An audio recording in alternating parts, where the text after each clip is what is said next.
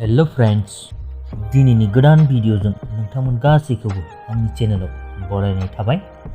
लोगोफोर, नोंथांमोननि सेराव आं गोदानै फैनो गोनां बड' मिउजिक भिडिअनि आपडेट लाबोलायबाय।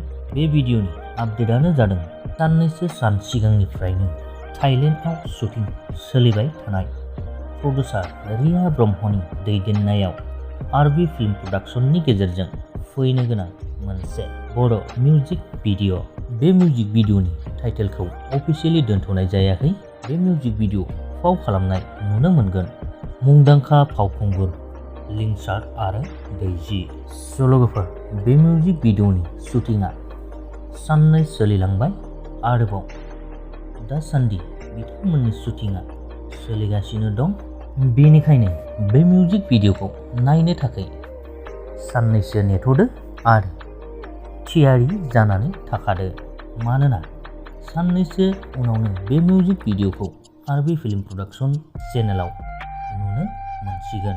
आसा खालामो बे मिउजिक भिडिअआव जोबोरैनो गुबुन हादोरनि नुफेरै मोजां नुथायफोरखौ नुनो मोनगोन। लोगोसे आरो रायजो राजाफोरनि गोसोखौ बोनो हागोन होननानै मिजिंथिबाय। बेजों लोगोसे बे भिडिअनि आपडेटआबो बेखिनियानोमोन। गोजोन्थों।